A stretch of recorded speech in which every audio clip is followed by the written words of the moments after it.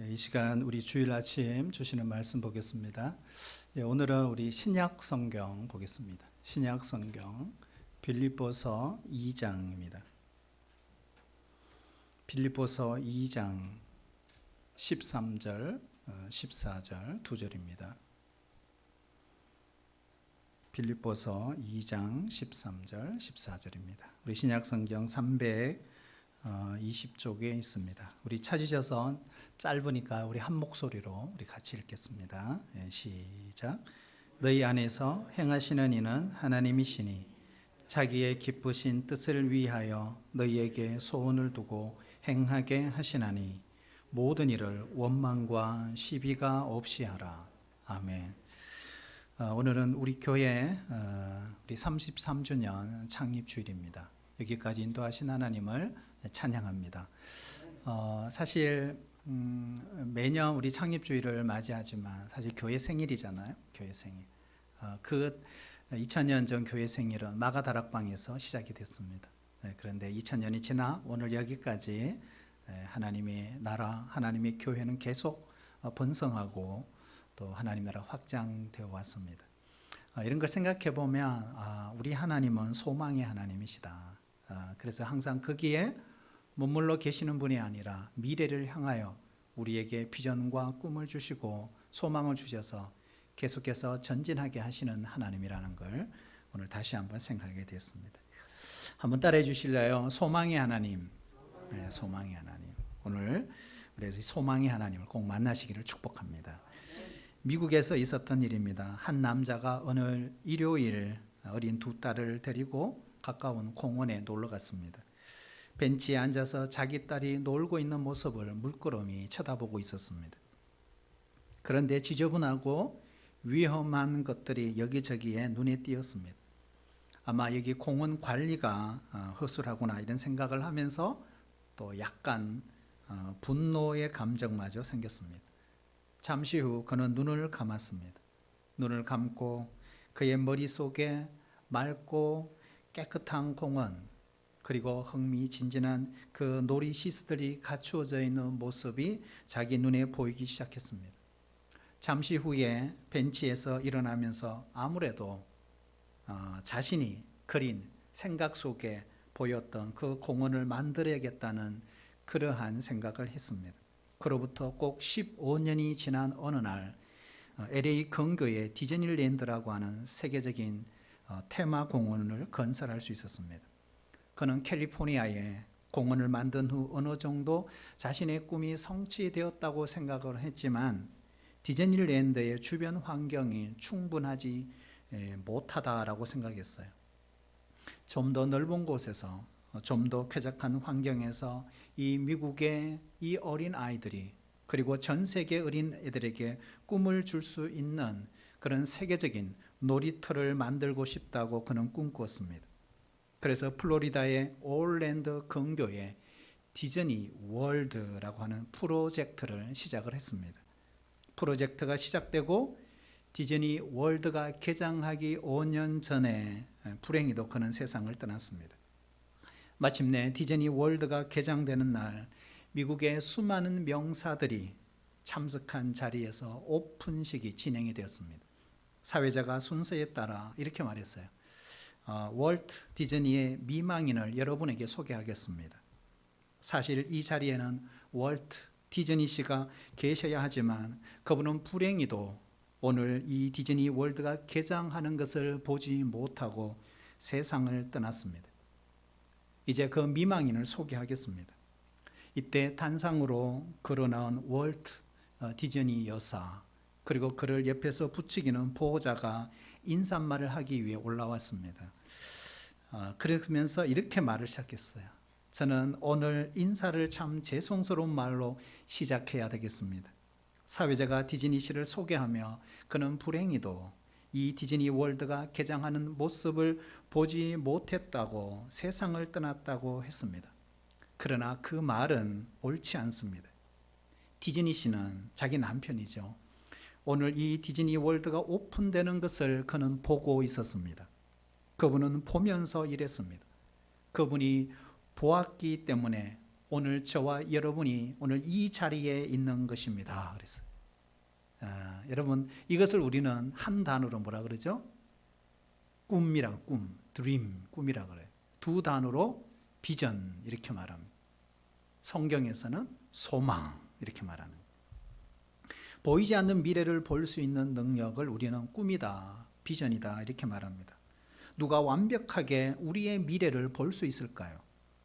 우리의 과거, 우리의 현재, 우리의 미래를 완벽하게 볼 수 있는 분은 단 한 분, 하나님밖에 없습니다.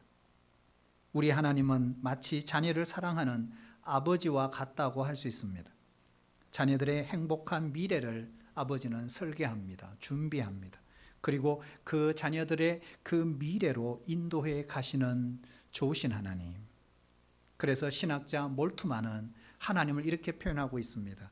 미래에서부터 우리를 기다리시는 하나님이라고. 그래서 많은 신학자들은 이 몰트만의 신학을 희망의 신학 이렇게 말하기도 했습니다. 정말 그렇습니다. 우리 하나님은 우리의 미래를 준비하시는 분이십니다. 믿으세요? 우리 하나님은 미래를 준비하시는 분. 아브라함에게도 미래를 주셨고 아브라함에도 미리 이삭 대신 하나님께서 준비하신 재물이 있었던 것입니다. 그러나 하나님이 준비하셨다는 사실만으로 우리의 미래가 펼쳐져 가는 것은 절대로 아닙니다. 엄격하게 말하면 하나님과 우리는 함께 만들어 간다고 할 수 있습니다. 아니, 더 정확하게 말하면 우리의 미래를 설계하시고 그 준비하신 하나님 앞에 우리가 어떻게 반응하냐에 따라서 우리의 미래는 결정이 되는 것입니다. 우리는 믿음의 사람들입니다. 그래서 두 단어로 신자라고 표현해, 신자. 믿음으로 산다는 것은 결국 기대를 품고 산다는 것입니다. 하나님이 놀라운 일을 행하시고 기이한 일을 행하실 것을 여러분 기대하시길 바랍니다. 그리고 그렇게 사셔야 합니다. 혹시 코로나를 지나면서 안 그러면 내 인생이, 안 그러면 내가 은퇴를 하고, 안 그러면 이 나이에 내가 뭘 한다고 생각하냐? 여러분, 그렇지가 않아요. 우리 하나님은 기이한 일을 행하시는 분입니다. 그리고 놀라운 일을 행하시는 분이십니다. 우리는 그 소망의 하나님을 바라보고 살아야 합니다. 어떤 기대를 가지고 여러분 사십니까? 기대한 것이 이루어진 경험이 있으십니까? 아니면 기대했던 것만 기대할 때마다 산상조각이 나고 무너진 경험을 하셨습니까? 기대대로 되는 일이 없다 보니까 나는 아무것도 기대하지 않아. 그래서 그렇게 결심하고 마음먹고 살고 계십니까? 우리가 사실 이 힘든 세상을 살아가는 힘은 하나밖에 없어요. 소망입니다. 소망. 소망이 있으셔야 합니다. 소망. 소망이란 기대를 말하는 거예요. 우리는 바로 그 소망에 기대어 살아가는 사람들입니다. 하나님은 우리를 향하여 거룩한 기대를 가지라고 말씀하십니다. 어떤 상황에서도 우리는 소망을 가지고 살기를 원하시는 좋으신 하나님이십니다. 하나님은 지금보다 더 나은 미래를 향하여 새로운 꿈을 우리에게 주십니다. 인간은 소망을 품고 사는 존재입니다. 그래서 소망은 우리의 삶의 기초입니다. 우리의 삶을 든든히 세워주는 버팀목과 같습니다. 그래서 오늘 하나님은 오늘 13절에 보면 우리 안에 소원을 두고 행하신다 이렇게 말씀하고 있어요. 13절 우리 다시 한번 읽어볼까요? 시작. 너희 안에서 행하신 이는 하나님이시니 자기의 기쁘신 뜻을 위하여 너희에게 소원을 두고 행하게 하시나니. 아멘.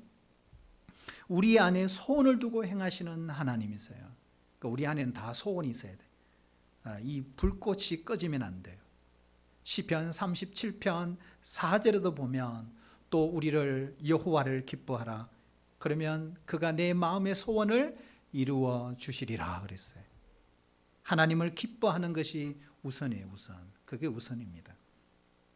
그렇게 우리가 매일 주님을 기뻐하고 주님과 함께 생활하면 어떻게 해요? 소원을 이루어 주실 것이다. 이 약속의 말씀입니다. 하나님은 지금도 우리를 지켜보고 계십니다. 소원을 이루어 주고자 하십니다. 그래서 어느 날 하나님이 솔로몬에게 이렇게 말했어요. 네가 무엇을 원하느냐 이렇게 물으셨어요. 우리 예수님도 복음서를 보면 만나는 사람마다 예수님이 하셨던 그 사람에게 했던 질문이 있어요. 그게 뭐죠? 네가 무엇을 하여 주기를 원하느냐? 항상 이 질문을 하셨어요. 그러므로 소원은 우리 인생의 활력소가 됩니다. 인생을 지탱하는 힘입니다. 무기력한 자를 강하게 만듭니다. 두려움을 정복하는 힘입니다. 그러므로 정말 하나님 주시는 비전, 그 소원, 그 꿈이 있다면 우리는 기도합니다. 소원이 있는 사람은 늘 하나님께 나아갑니다. 소원이 있는 사람은 그 소원을 이루기 위해 기도만 할 뿐만 아니라 준비하고 개발합니다. 소원은 우리의 삶의 원동력입니다. 우리를 움직이는 능력이 바로 소원입니다. 여러분, 단순한 소원도 좋지만 여러분, 강렬한 소원을 품으시기를 축복합니다. 강렬한 소망. 이 강렬한 소원을 품을 때 강렬한 그런 결과를 낳기 때문에 그렇습니다. 오늘 이 시간 주께서 저와 여러분에게 이렇게 말씀을, 무엇을 소원하느냐? 이렇게 물으시면 여러분은 어떻게 대답하시겠습니까? 하나님은 우리 안에 숨어 있는 그런 소원을 일깨워 주십니다. 잠들어 있는 갈망을 깨우시는 분이십니다. 그리고 이루고 싶은 것, 내가 소유하고 싶은 것, 내가 가고 싶은 것, 만나고 싶은 사람들이 있지 않습니까? 혹시 우리에게 소원이 없다면 아직 발견하지 못한 것입니다. 사랑하신 여러분, 소원을 발견하여 그 소원을 키워갈 수 있기를 축복합니다. 이 불꽃이 사라지면 안 돼. 이 불꽃. 예. 여러분, 이 기대에 대한 냉담함이 내 안에 있으면 관계에 있어서도 내가 만나는 모든 사람들을 냉담하게 대합니다. 하나님을 향해서도 냉담해집니다. 우리의 믿음이 약해지고 그때 기도가 약해집니다. 우리를 향하신 하나님의 계획은 무엇일까요? 바로 밝은 미래, 소망을 우리에게 주시는 데 있다라고 했어요. 예레미야 29장 11절에 보면 여호와의 말씀이니라. 너희를 향한 나의 생각을 아나니 평안이요 재앙이 아니니라. 너희에게 미래와 희망을 주는 것이니라 그랬어요. 이 당시 예레미야가 이 말씀을 선포할 때 그는 예루살렘에서 포로로 잡혀가 있는 바벨론의 사람들과 예루살렘에 남아있는 사람들을 향하여 선포합니다. 하나님이 주시고자 하는 건 뭘까요? 평안이라는 거예요. 미래라는 거예요. 희망이라는 거예요. 비록 고통 속에, 고난 속에 이렇게 포로 생활하고 있지만 우리 하나님은 우리와 함께 계십니다.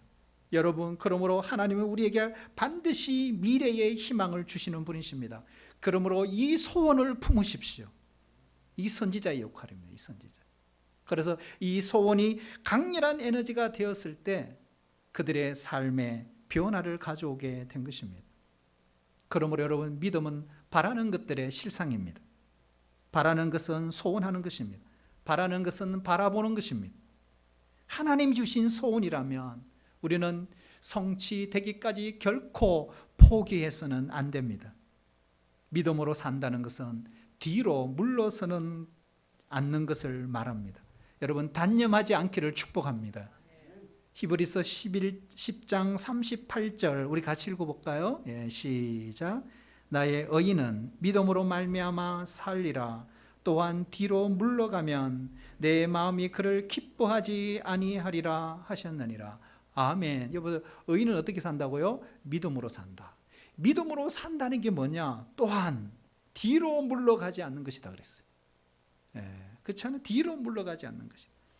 사랑하신 여러분, 끝까지 하나님의 약속을 붙잡으시기를 축복합니다. 왜요? 우리 하나님은 죽은 자를 살리시며 없는 것을 있게 하시는 분이십니다. 우리가 인생의 실패는 사실 그는 실패가 아닙니다.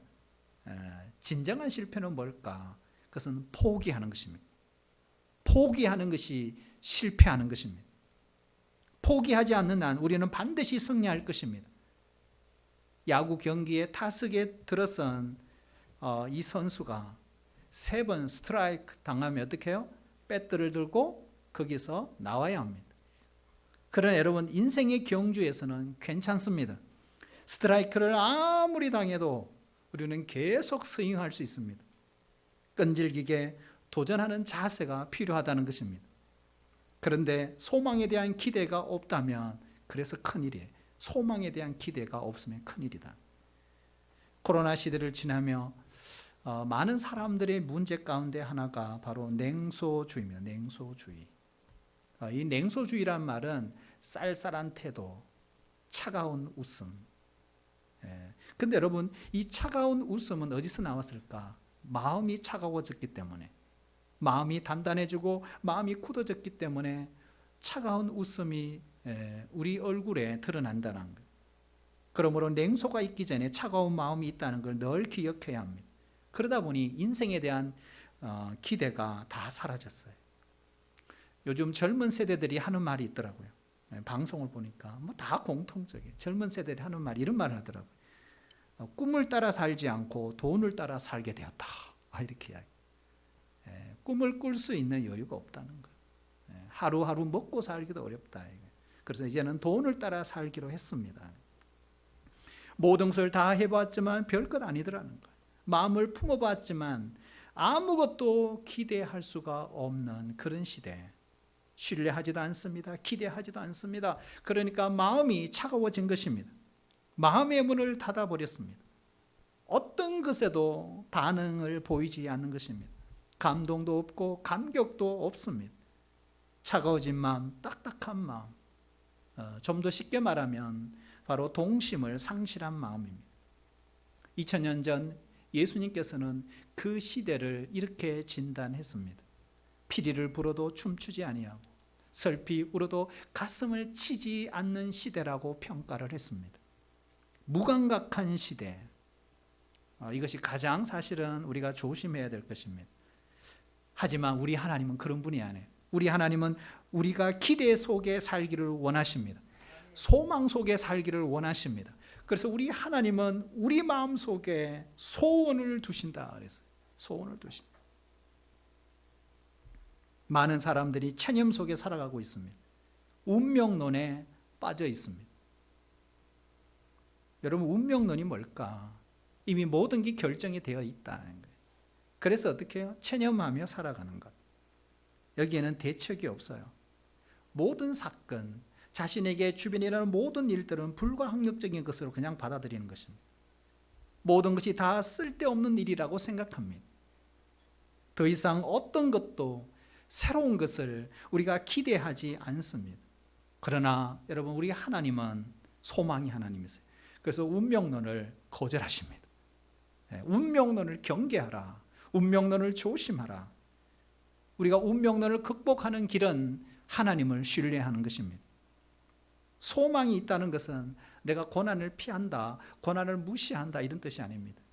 사실 믿음에서 나오는 소망은 고난을 통해 우리를 더 성숙시키고 정결하게 합니다. 그러므로 우리의 소망의 근거는 바로 삶보다 강하시고 고난보다 강하신 하나님이십니다. 하나님이 우리의 소망의 근거이십니다. 요셉이라는 인물이 있습니다. 그는 이집트로 팔려갔습니다. 그리고 보디발의 종이 되었습니다. 그런데 중요한 것은 그는 늘 꿈을 꿨습니다. 그는 비전을 가졌습니다. 감옥에 들어갔을 때도 그는 꿈을 꿨습니다. 소망을 품었습니다. 힘든 상황에 처했을 때 그는 결코 체념하지 않았습니다. 만약 그가 그 상황에서 체념했다면 바로 이 종살이를 하면서 미래를 준비하지 못했을 것입니다. 그리고 당시에 최고의 문명을 달리고 있었던 이집트의 문화, 문명, 언어, 모든 정치를 그는 배우지 못했을 것입니다. 그는 자신에게 다가오는 이 모든 상황, 이 운명을 거부한 사람입니다. 그 이후 야곱을 알지 못하는 그죠? 이 바로 왕이 되면서 상황이 바뀌었습니다. 야곱의 70명의 식구들이 이집트로 이민 갔습니다. 400년 동안 살았지만 결국 요셉이 죽고 난 뒤에 노예로 전락합니다. 그들은 노예 생활에 익숙해졌습니다. 하지만 그들은 우리는 영원한 노예로 살지 않을 것이라고 그들은 꿈이 있었습니다. 왜요? 때가 되면 하나님께서 반드시 찾아오실 것이다. 그리고 우리에게 자유의 몸을 주실 것이다. 그들은 믿었습니다. 그 이유는 한 가지, 하나님의 약속입니다. 하나님이 어느 날 아브라함에게 이렇게 말했어요. 이집트로 들어간 지 400년이 지나면 다시 내가 바로 이 땅을, 이 영토를 내 백성에게 줄 것이라고 약속하셨거든요. 그들은 이 약속의 말씀을 계속해서 후손들에게 전했던 것입니다. 그러므로 그들은 노예지만, 종살이하고 있었지만 하나님의 언약을 그들은 끝까지 붙잡았습니다. 그래서 그들은 운명론에 빠지지 않았습니다. 노예였지만 체념하지 않았습니다. 언젠가 이 이집트를 떠나서 하나님께서 준비하시고 우리 조상을 통해서 주시고자 하는 그 땅에 들어가게 될 것이다. 이 소망을 갖고 그들은 살았던 것입니다. 야구의 전설인 요기 베라라는 사람이 있습니다. 끝날 때까지는 끝난 것이 아니다. 이게 무슨 말일까요? 우리의 인생은 쉽게 끝나는 것이 아니라는 거예요. 사랑하신 여러분, 소원을 가지시기를 축복합니다. 소원을 가진 인생, 사명 완수를 위해서 목숨을 건 인생은 쉽게 무너지지 않습니다. 김규환 명장이라는 분이 있어요. 유명하신 분입니다. 이분은 크리스찬이 아닙니다. 그러나 우리에게 강한 삶의 도전을 주고 있습니다. 그의 교육의 정도는 초등학교가 전부입니다. 가난한 집에서 태어났고 15살 때 그는 소년 가장이 되었습니다. 그는 기술 하나 없이 어느 날 대우중공업의 사환으로 들어갔어요. 왜 사환일까? 직원이 아니더라고요. 사환. 뭐요? 심부름하는 사람이에요. 심부름하는 사람. 마당 쓸고 물 나르고 그렇게 회사 생활을 시작을 했습니다. 그렇게 시작은 미약했지만 지금 그는 어떻게 됐을까? 그동안에 훈장을 2개, 대통령 표창 4번, 발명 특허 대상, 우리가 그 유명한 장영실상을 무려 5번이나 받았습니다. 1992년 초정밀 가공 분야 명장으로 추대됩니다. 그에게 배우고자 하는 가장 귀한 교훈이 있어요. 오늘 일부 예배 드리러 나가는 우리 청년 보고 잠깐 이야기하면서 김규환 명장을 기억해라 그랬어요. 뭐라고 했냐면 목숨 걸고 노력하면 안 되는 것이 없다. 이 좌우명이죠. 그런데 김규환 이 명장은 정말 강렬한 집념의 사나이였습니다. 결코 포기하지 않았습니다. 그리고 일을 배울 때도 보면 무식하게 배웠다고 합니다. 어느 날 선배가 세제로 기계를 닦아라 이렇게 시켰어요. 근데 정말 고지고대로 그 기계를 다 뜯었답니다. 무려 2612개나 되는 부품을 다 뜯어 분해해서 다 닦았다는 거예요. 그는 현재 5개 국어를 하고 있습니다. 학원을 한 번도 다녀본 적이 없습니다. 외국어를 터득하는 법을 이렇게 했더라고요. 천천히 하루에 한 문장씩 외우면 된다. 그래서 하루에 한 문장씩 외우기 시작했어요. 근데 외우는 게 쉽지 않잖아요. 그래서 냉장고에 붙이고 벽에도 붙이고 화장실 문 입구 식탁 하여튼 뭐 사무실 책상 눈에 보이는 데는 다 붙였어요. 가는 곳마다 다 붙였어요. 이렇게 하루에 한 문장씩 외우고 1, 2년 지나니까 외국인을 만났는데 자기도 모르게 영어가 저절로 튀어나오더라. 이렇게 튀어나오더라. 그는 지금 이렇게 그가 중요한 게 지금 하는 일에 최선을 다하는 자가 영화를 얻게 될 것이다. 이렇게 유명한 또 강사이기도 합니다. 그가 이런 조언을 합니다. 마지막에 보면 목숨 걸고 노력하면 안 되는 것이 없습니다. 그런데 그 다음에 더 중요한 거예요. 이길 때까지 싸우고 될 때까지 도전하십시오. 이렇게. 여러분 인생에서 우리를 두렵게 만들고 좌절케 하는 것들이 참 많습니다.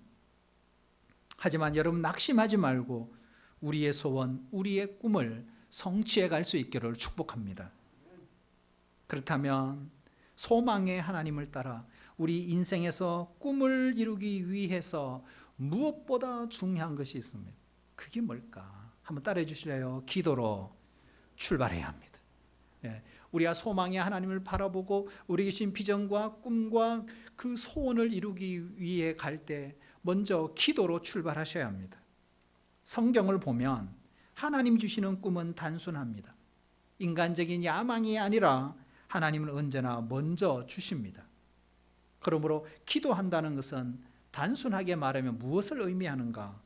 우리가 소원하는 것을 아뢰는 것입니다. 기도는 우리의 소원을 구체화하는 것입니다. 기도는 꿈을 낳습니다. 그리고 그 낳은 꿈을 계속해서 자라게 합니다. 때로는 깨어진 꿈을 회복시키기도 합니다. 기도는 우리의 현실이 아무리 열악하고 어려운 상황 속에 있더라도 우리를 인내하게 만드는 것이 기도입니다. 그래서 기도가 중요합니다. 우리가 기도할 때 꿈의 사람, 비전의 사람, 바로 소망의 사람이 될 수가 있습니다. 왜요? 우리 하나님은 이런 분이시거든요. 우리가 구하고 생각하고 우리가 기대하는 것보다 더 풍성한 역사를 하시는 분이 우리 하나님이시거든요. 에베소서 3장 20절을 보면 우리 가운데 역사하시는 대로, 역사하시는 능력대로 우리가 구하거나 생각하는 모든 것에 더 넘치도록 능히 하실 이에게. 우리 하나님 이런 분이시니까. 그러므로 여러분, 사랑하신 여러분, 거룩한 기대를 가지고 기도하시길 바랍니다. 그리고 거룩한 기대를 가지시고 하나님과 아름다운 미래를 바라볼 수 있기를 축복합니다.